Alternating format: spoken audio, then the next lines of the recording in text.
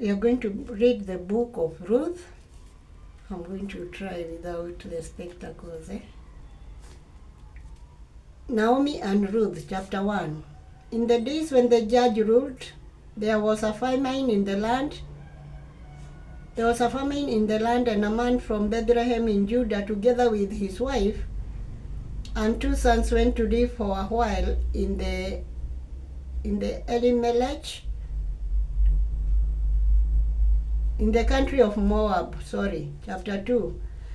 The man's name was Elimelech, his wife's name's Naomi, and the name of his 2 sons were Malon and Kilion.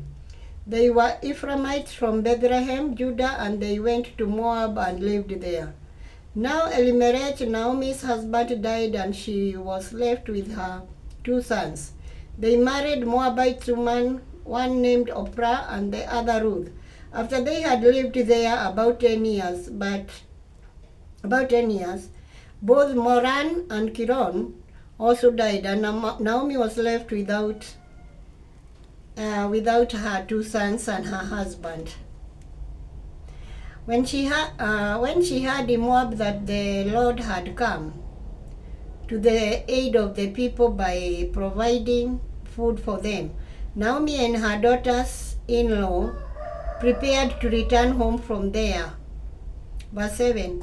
With her 2 daughters-in-law, she left the place where she had been living and set out on the road that would take them back to the land of Judah. Then Naomi said to her 2 daughters-in-law, "Go back, each of you, to your mother's home.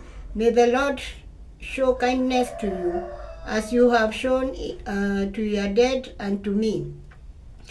May the Lord grant that each of you will find rest in the home of another husband." Then she kissed them, and they wept loudly, and said to her, "We will go back with you to your people." But Naomi said, "Return home, my daughters. Why would you come with me?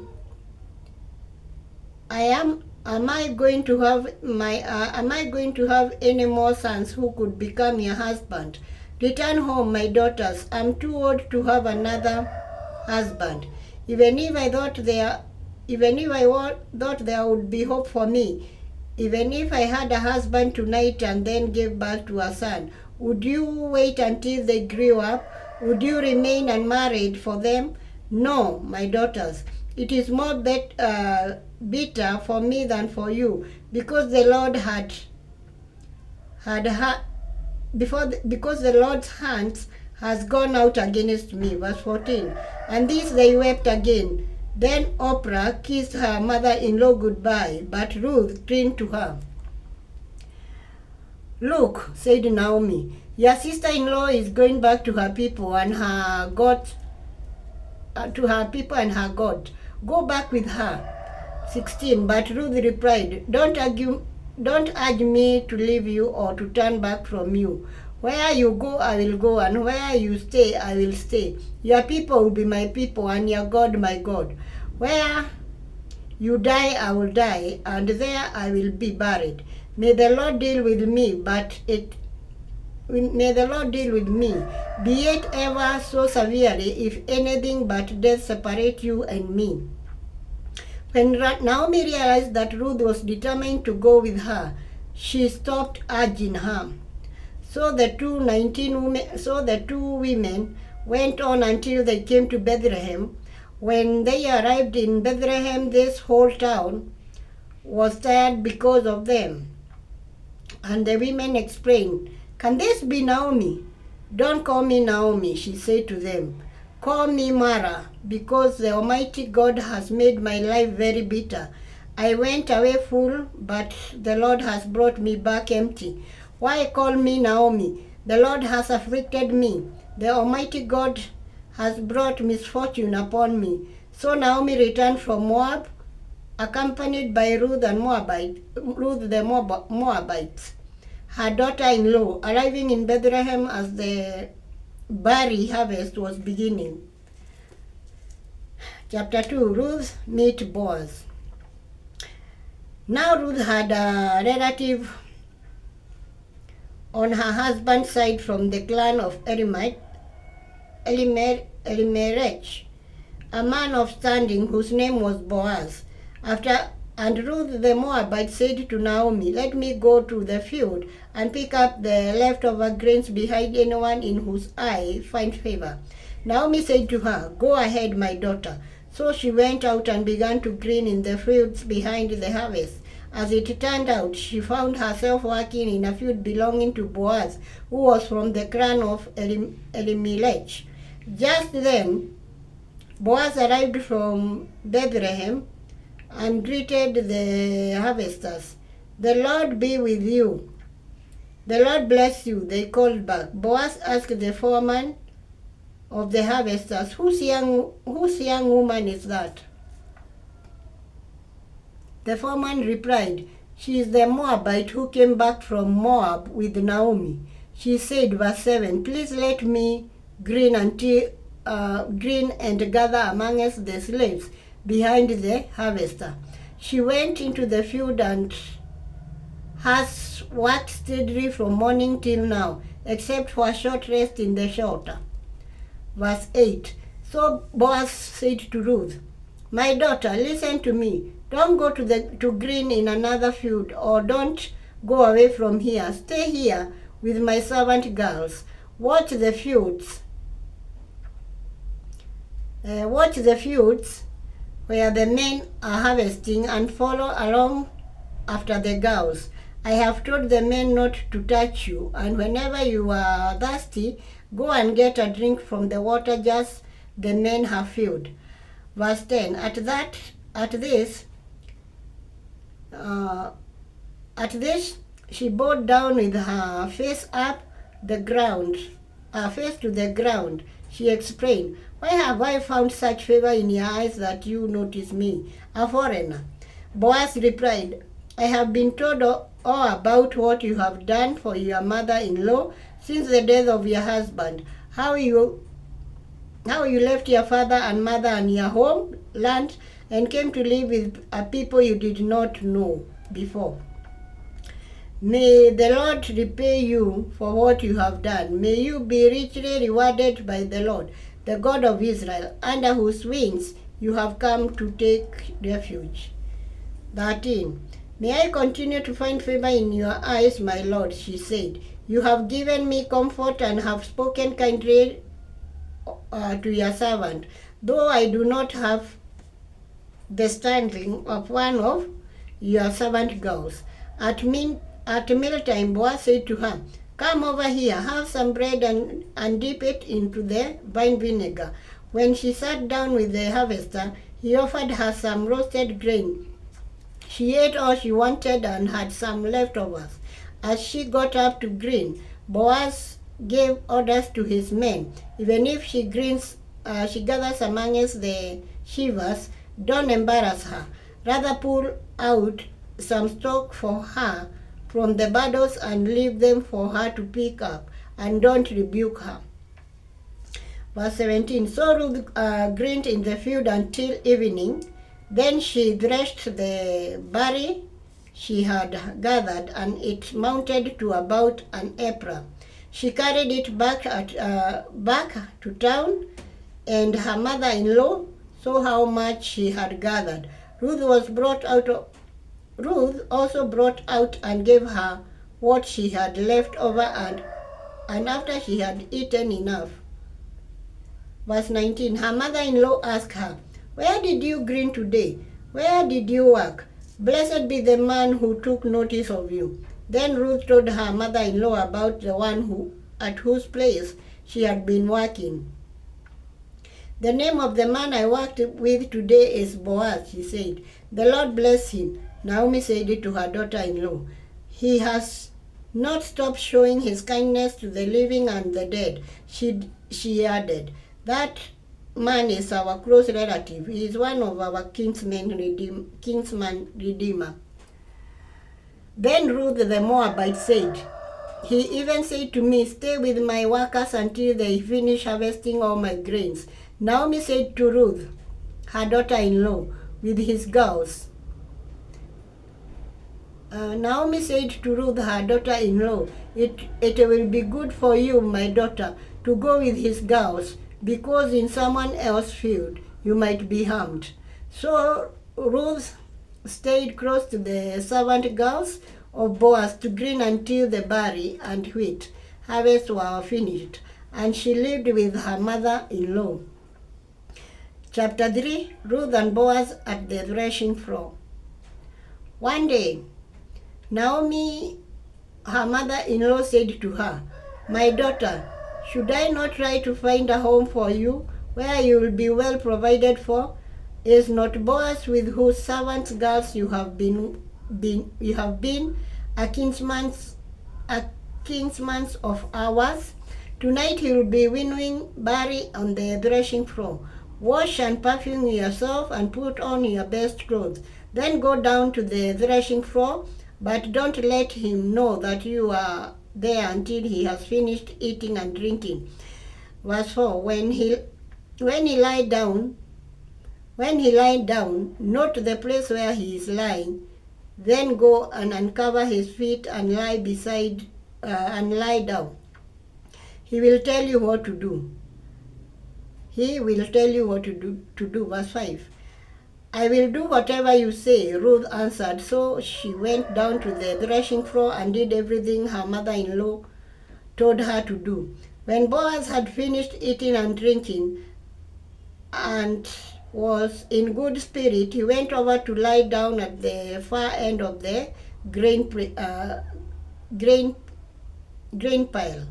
Ruth approached quietly and covered his feet and lay down. In the middle of the night, something startled the man, and he turned and discovered a woman lying at his feet. "Who are you?" he asked. "I am your servant Ruth," she said. "Spread the corner of your garments over me, since you are a kinsman's redeemer." 10. The Lord bless you, my daughter," he replied. "This kindness is greater than that which you showed earlier. You have not run after the younger men, whether rich or poor. And now, my daughter, don't be afraid. I will do for you all you ask. All my fellow townmates know that you are a woman of noble character. Although it is true that I am near of kin, there is the kinsman's redeemer nearer than I. Stay here for the night, and in the morning, if he wants to redeem, good, let him redeem. But if he is not willing, as surely as the Lord lives, I will do it. Lie there until morning." Verse 14. So she lay at his feet until morning, but got up before anyone could be recognized. And he said, "Don't let it be known that a woman came to the threshing floor." He also said, "Bring me the shawl you are wearing and hold it. Bring me the shawl you are wearing and hold it out." When she did so, he poured into it 6 measures of barley and put it on her. Then he went back to the town. When Ruth came to her mother-in-law, Naomi asked, "How did it go, my daughter?" They told her everything Boaz has done for her and added, "He gave me these 6 measures of barley, saying, 'Don't go back to your mother-in-law empty-handed.'" Then Naomi said, "Wait, my daughter, until you find out what happens, for the man will not rest until the matter is settled today." Chapter 4. Boaz marries Ruth.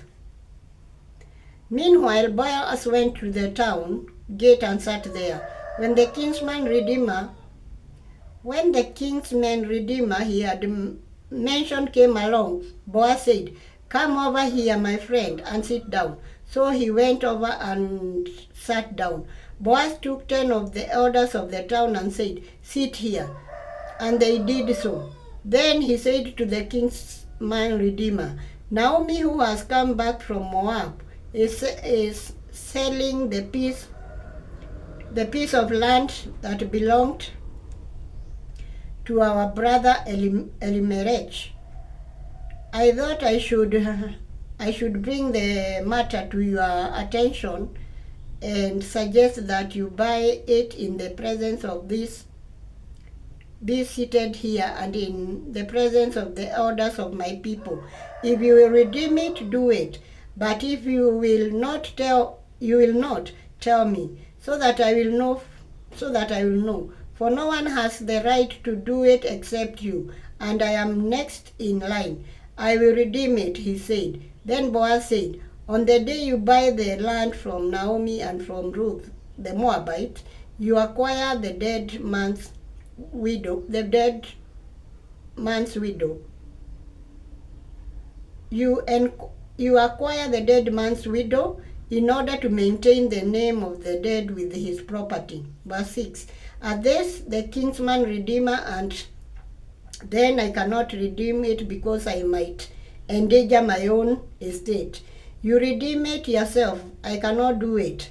Verse 7. Now in early times in Israel, for the redemptions and transfer of property to become final, one party took over his sandals and gave it to the other. This was the method of regularizing transaction in Israel. So the kinsman's redeemer said to Boaz, buy it yourself, and he moved his sandal. Then Boaz announced to the elders and all the people, today you are witness that I have brought from Naomi all the property of Elimelech, Kirion, and Malon. I have also acquired Ruth the Moabite. Malon's widow, as my wife, in order to maintain the name of my dead with his property, so that his name will not disappear from amongst his family or from their own record. Today you are a witness. Then the elders of all those at the gate said, we are witness. May the Lord make the woman who is coming into your home like Rachel and Leah, who together build up the house of Israel. May you have standing in Ephratah and be famous in Bethlehem. Through the offspring the Lord gives you by the young woman, may your family be like that of Perez, whom Tamar bore to Judah. The genealogy of David. Verse 13. So Boaz took Ruth, and she became his wife. Then he went to her, and the Lord enabled her to conceive. She gave birth to the son. The woman said to Naomi, praise be to the Lord who this day has not left you without a kinsman's redeemer. May he become famous throughout Israel. He will renew your life and sustain you. For your daughter-in-law who leaves you and who is better to you than 7 sons has given him birth. 16. Then Naomi took the child, laid him in her lap, and cared for her. The woman living there said, Naomi has a son, and they name him Obed. He was the father of Jesse, the father of David. Thus then is the family line of Perez. Perez was the father of Hezron, Hezron the father of Ram, Ram the father of Aminadab, Aminadab the father of Nahashon, and Nahashon the father of Salmon, Salmon the father of Boaz, Boaz the father of Obed, Obed the father of Jesse, and Jesse the father of David. And that is the end of the reading. Thank you.